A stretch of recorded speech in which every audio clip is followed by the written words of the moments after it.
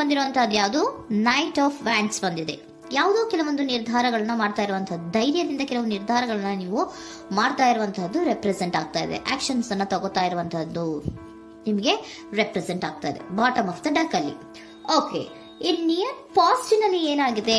ನಿಮ್ಮ ಲವ್ ಲೈಫಿನ ವಿಚಾರವಾಗಿದ್ರೆ ದ ಫೂಲ್ ಕಾರ್ಡ್ ರೆಪ್ರೆಸೆಂಟ್ ಆಗಿದೆ. ತುಂಬಾನೇ ಚೆನ್ನಾಗಿದೆ, ಜಾಯ್ಫುಲ್ ಆಗಿತ್ತು, ಬಿಗಿನಿಂಗ್ ತುಂಬಾ ಚೆನ್ನಾಗೇ ಇದೆ.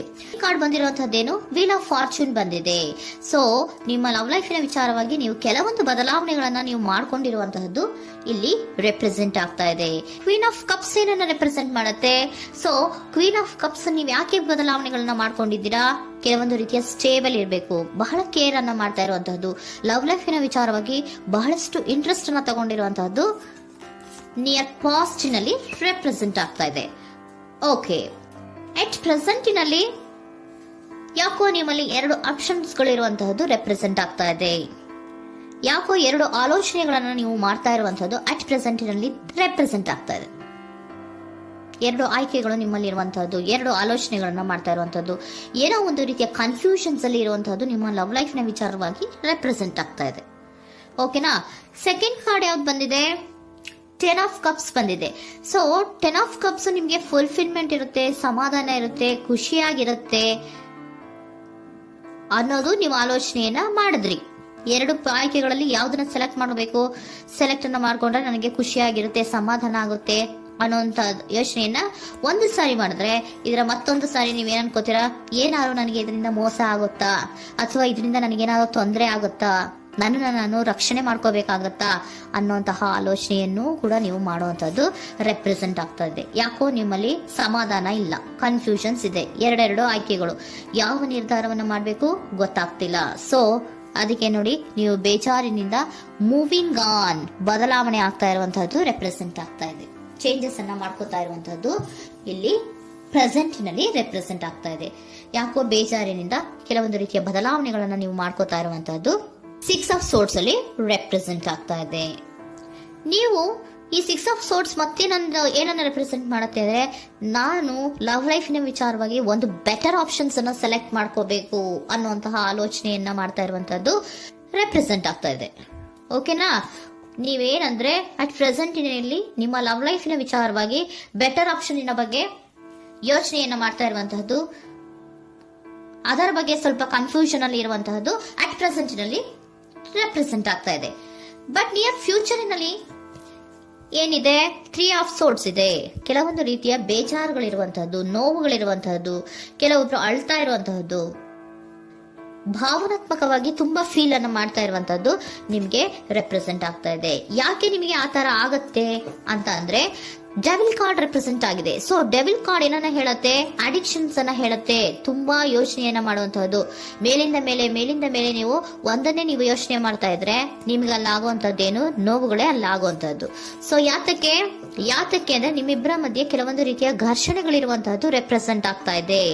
ಕೆಲವೊಂದು ರೀತಿಯ ಮನಸ್ಸು ಒಂದೇ ತರ ಆಲೋಚನೆಯನ್ನ ಮಾಡ್ತಾ ಇಲ್ಲ. ಒಂದ್ಸರಿ ಆ ತರ ಯೋಚನೆ ಮಾಡ್ತೀರಾ, ಒಂದ್ಸರಿ ಈ ತರ ಯೋಚನೆ ಮಾಡ್ತೀರಾ, ಕನ್ಫ್ಯೂಷನ್ ಅಲ್ಲಿ ಇರ್ತೀರಾ, ಏನ್ ಮಾಡ್ಬೇಕು ಗೊತ್ತಾಗಲ್ಲ. ಸೊ ಅದಕ್ಕೆ ನಿಮ್ಗೆ ಬೇಜಾರು, ನೋವು ಇರೋಂಥದ್ದು. ಮತ್ತೆ ನೆಕ್ಸ್ಟ್ ಕಾರ್ಡ್ ಬಂದಿರುವಂತದ್ದೇನು? 5 ಆಫ್ ಪ್ಯಾಂಟಿಕಲ್ಸ್ ಬಂದಿದೆ. ಸೊ 5 ಆಫ್ ಪ್ಯಾಂಟಿಕಲ್ಸ್ ಏನು?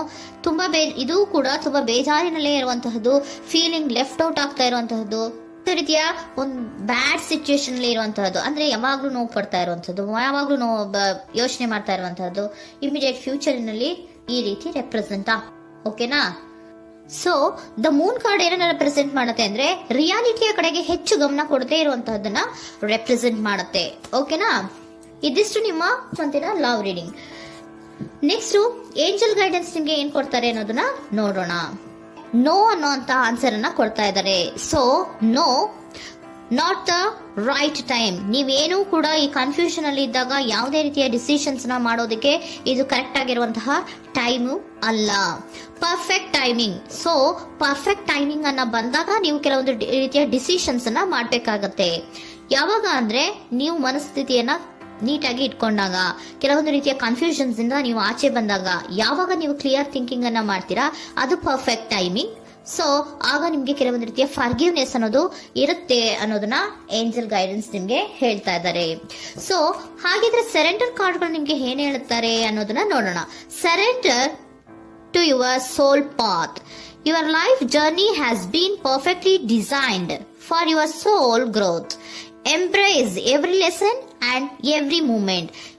ನಮ್ಮ ಜೀವನದಲ್ಲಿ ಬರುವಂತಹ ಎಲ್ಲಾ ಕೆಲವೊಂದು ಮೂಮೆಂಟ್ಗಳನ್ನ ನಾವು ಪರ್ಫೆಕ್ಟ್ ಆಗಿ ದೇವರು ಡಿಸೈನ್ ಮಾಡಿರ್ತಾರೆ. ಅದಂದ್ರೆ ನಮ್ಮ ಲೈಫಿನಲ್ಲಿ ಏನೇನ್ ಆಗ್ಬೇಕು ಅನ್ನೋದನ್ನ ಮುಂಚೆಯೇ ದೇವರು ಬರ್ದಿರ್ತಾರೆ. ಸೊ ಅದು ಹಾಗೆಯೇ ನಡೀತಾ ಇರುತ್ತೆ. ಓಕೆನಾ? ನಾವು ನಮ್ಮ ಲೈಫ್ ನಲ್ಲಿ ಬರುವಂತಹ ಪ್ರತಿಯೊಂದು ಲೆಸನ್ಸ್ ಅಥವಾ ಪಾಠಗಳೇನಿರುತ್ತೋ ಅಥವಾ ನಾವು ಏನನ್ನ ನಮ್ಮ ಜೀವನದಲ್ಲಿ ಬರ್ತಾ ಇರುತ್ತೋ ಅದು ಒಂದು ನಮಗೆ ನಮ್ಮ ಲೈಫಿನಲ್ಲಿ ಒಂದು ಲೆಸನ್ ತರ. ಸೊ ಅದನ್ನ ನಾವು ಎವ್ರಿ ಮೂಮೆಂಟ್ ಅನ್ನ ಕೂಡ ನಾವು ಎಂಬ್ರೇಸ್ ಸ್ವೀಕರಿಸಬೇಕು. ಯಾವಾಗ್ಲೂ ಕೂಡ ಅದನ್ನು ಸ್ವೀಕರಿಸಿಕೊಂಡು ಮುಂದೆ ಮುಂದೆ ಹೋಗ್ತಾ ಇರಬೇಕು. ಪ್ರತಿ ನಿಮಿಷವೂ ಕೂಡ ಒಂದೊಂದು ರೀತಿಯ ನಮಗೆ ಪಾಠ ಇದ್ದ ಹಾಗೆ ಅಂತ ಹೇಳ್ತಾ ಇದ್ದಾರೆ. Surrender unhealthy relationship. Surrender unhealthy relationship.